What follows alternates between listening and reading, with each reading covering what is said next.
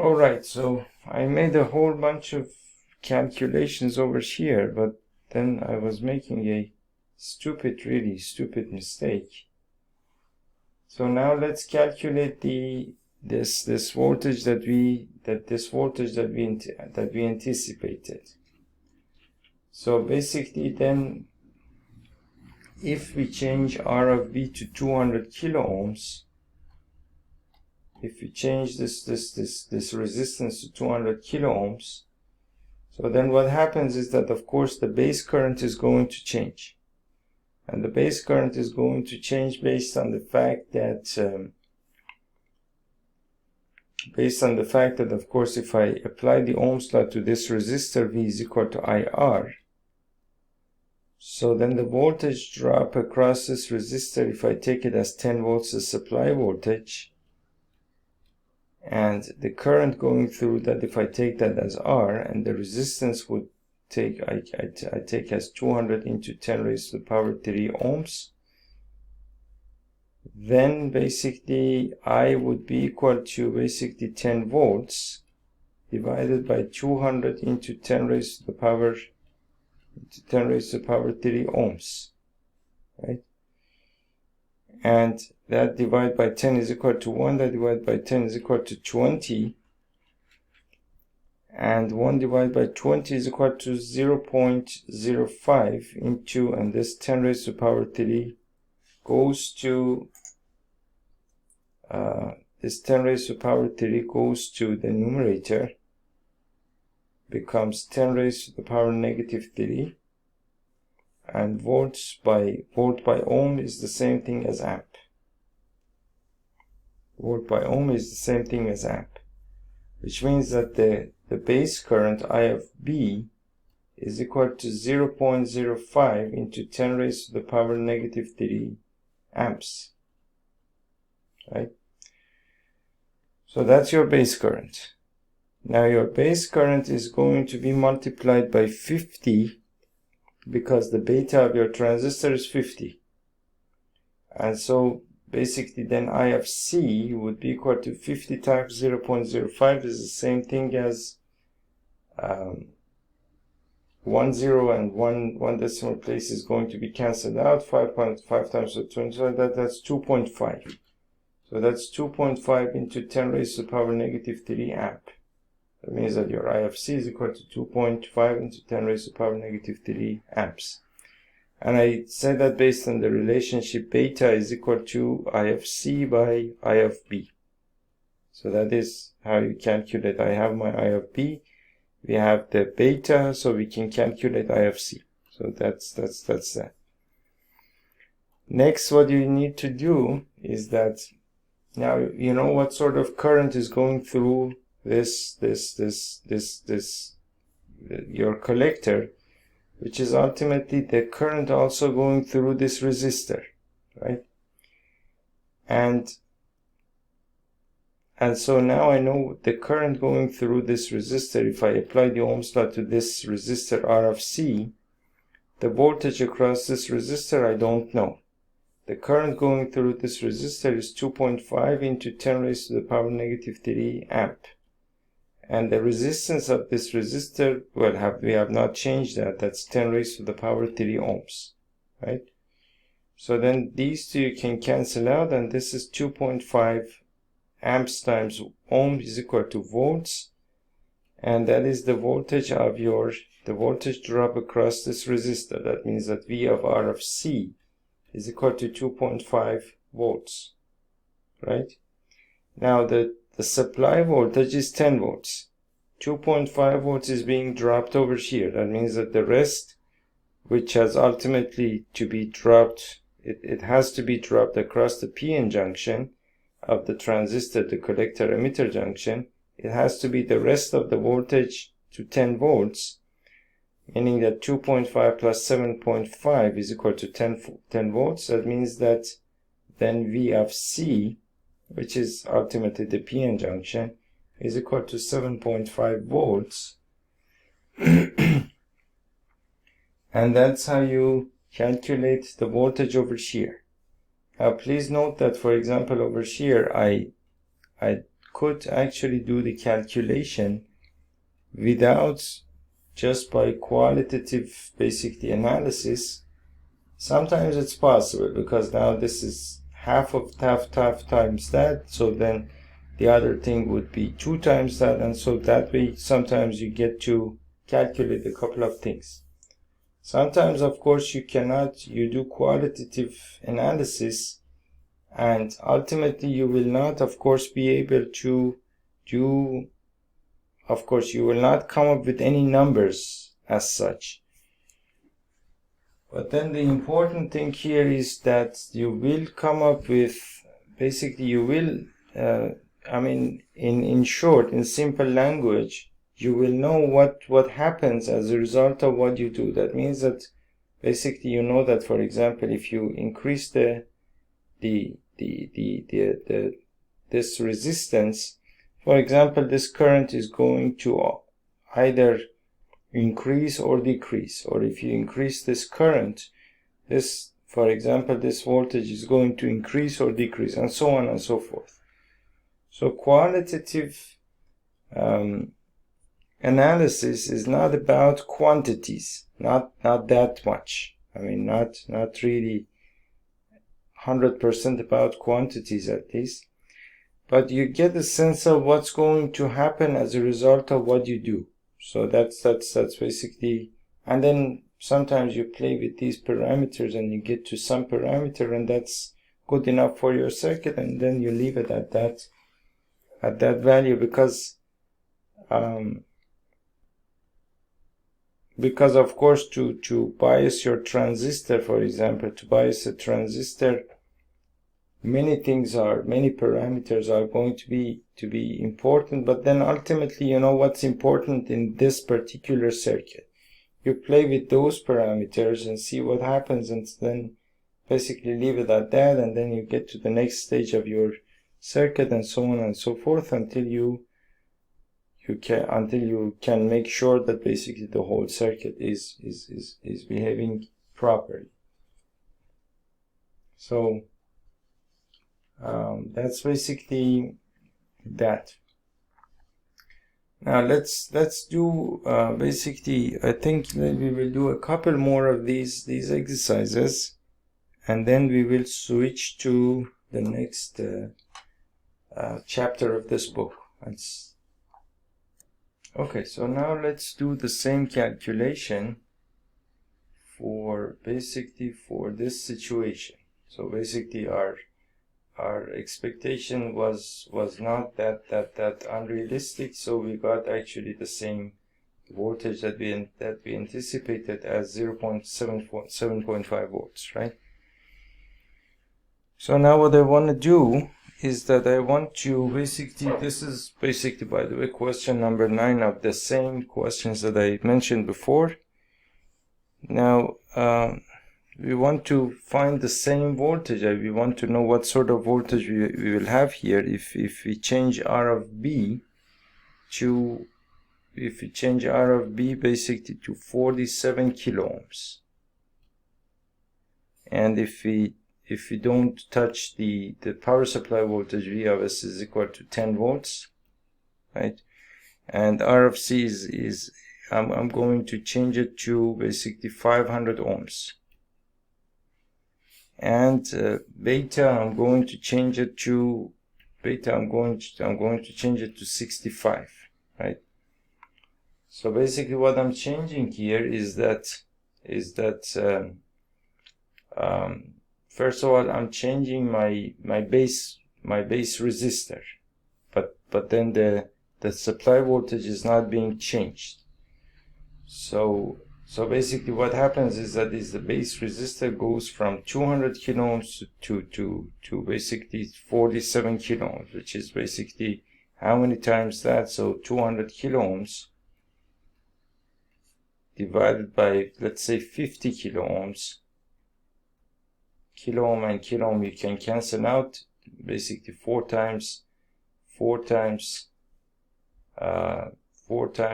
50 is equal to 200. So that means that you're making the resistor basically 4 times smaller, right? Now if I basically apply the ohms law to the base resistor, what happens is that the same voltage is going through the resistor, meaning that the same 10 volts are going through the resistor. Now if V is equal to IR, the voltage remains constant across the resistor. The only thing is that basically this resistance is being cut in 1/4, right? So the resistance being cut in 1/4, this current has to be raised 4 times so that basically the same voltage is maintained here, right? And of course the voltage has to be maintained because the resistor cannot change this voltage. This voltage is being dictated by us to the circuit.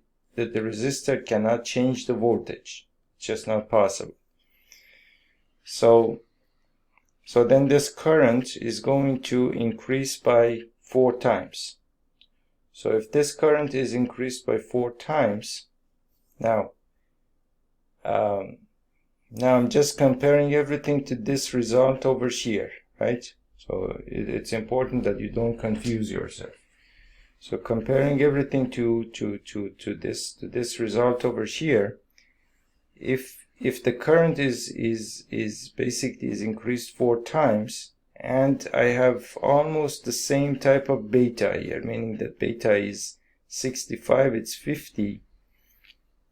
So that means that I have the same current through the circuit, but increased 4 times, right? Increased 4 times. So meaning that essentially I'm increasing the collector current 4 times. Increasing the collector current 4 times, again V is equal to IR, applying the ohms law to this resistor. We want to know what sort of basically voltage is dropped across this resistor, right? So here I'm first let's take the resistor constant, because as you can see R of C is also being changed here. So you cannot make 2 changes at a time. It would confuse you. So I'm basically increasing the current 4 times, and I'm just assuming that I have the same resistor.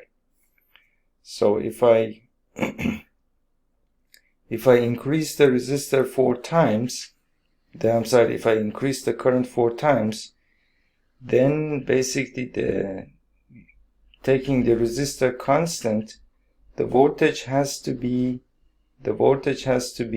basically the voltage has to be increased 4 times, right? So far we know that the voltage drop across this resistor has to increase 4 times. Now the next thing that we have done is that basically we have changed the resistor, from 1 kilo ohm to 500 ohm, right? Meaning that the resistor has basically changed in half, meaning that we have basically cut the resistance in half. So the resistor cut in half, the current has to taking the current constant,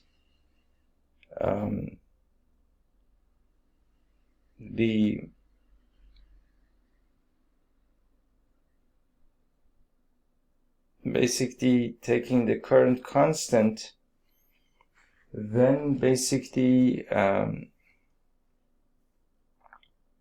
the resistance cut in half, the voltage has to be cut in half, right?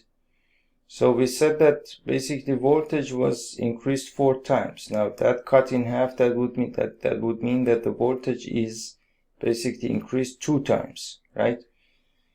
And so I'm assuming that so basically as a result of all of these changes, the voltage drop is across this resistor is going to be multiplied by 2, right? So far we have no problem here.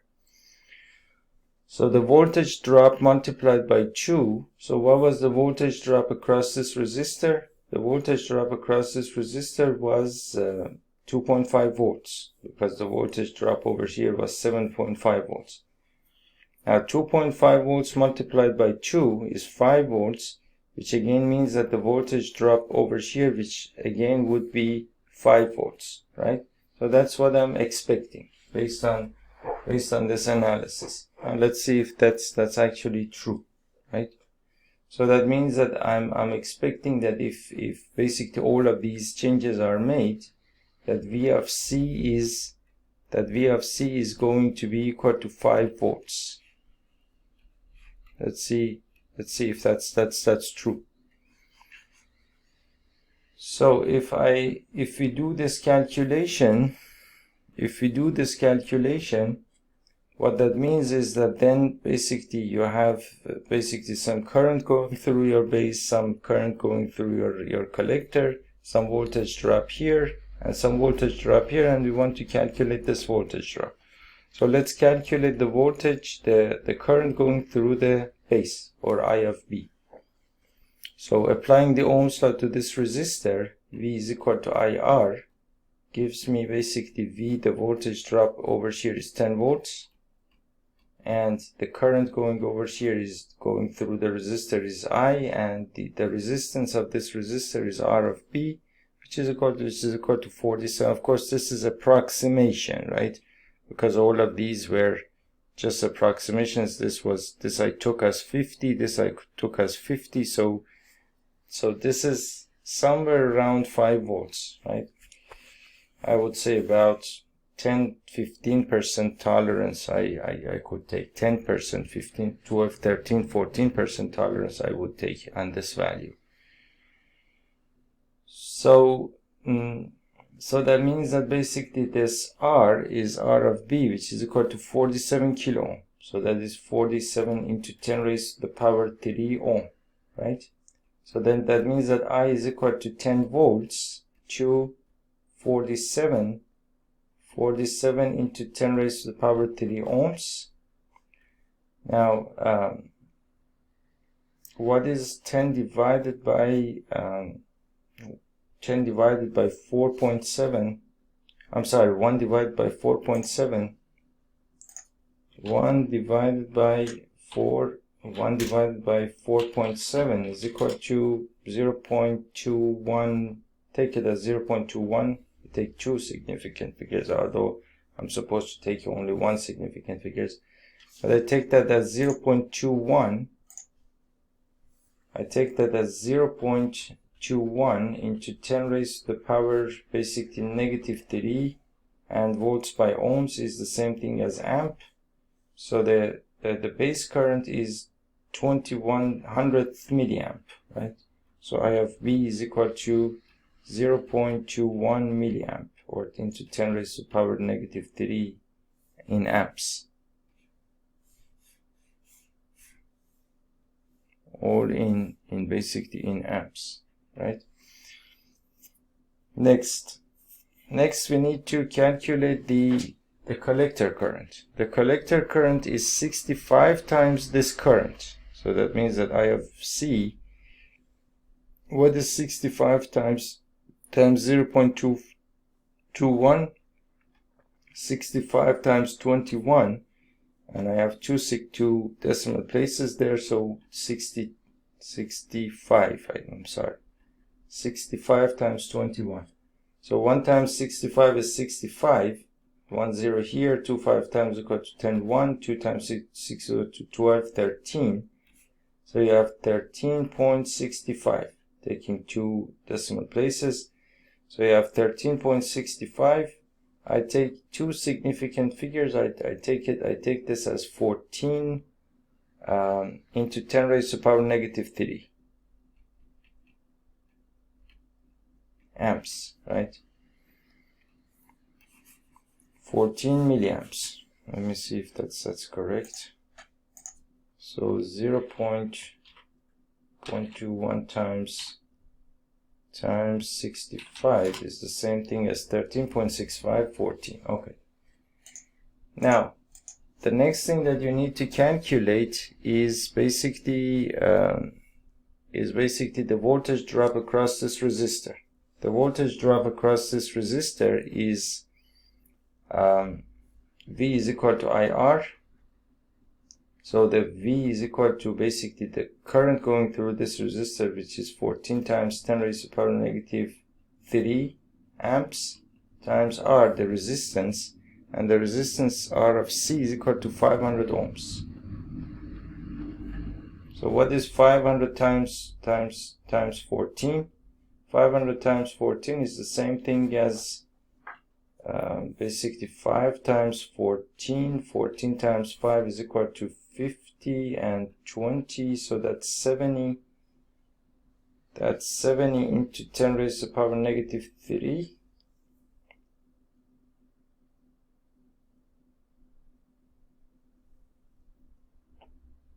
It seems that I might have some mistake in the analysis or in this calculation, because it's giving me 500 times 14. So that's basically, okay, so that's 70, and then I add 2 zeros over here, and then I have 7 volts there.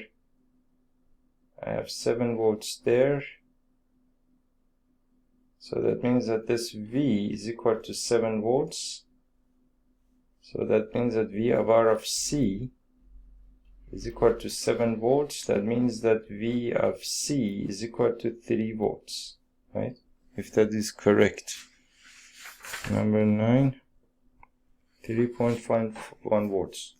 The answer is correct, but the tolerance is outside of what I was expecting, meaning that I was expecting that I would get more voltage over there. And then in these cases, basically, you need to sharpen your intuition a little bit. Meaning that, for example, you need to know what is, basically, I have 5 volts over here, and there is 2 volts difference between 5 volts and 3 volts. So now what is, basically, you want to know what is, how many percent of 5 volts is 2 volts. So that means that 5 volts, or I just write it as 5. So you can write 5 volts times X percent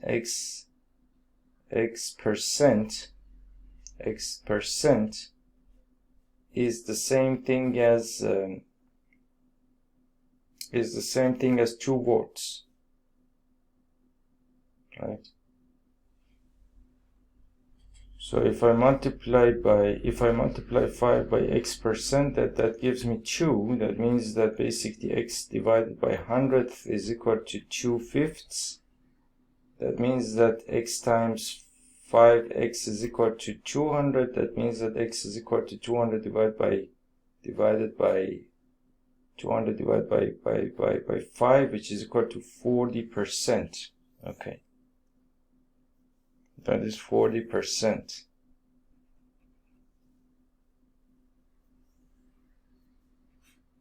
I said 15%, which was not correct. So if I calculate 40% of 5, that is 2. That is correct. So that means that basically, since X is equal to 40, that means that 2 volts is actually 40% of 5 volts. But anyway, the answer is correct, and that means that basically V of C in this case is going to be 3 volts. So that was something related to mathematics, that mathematical mistake that I made.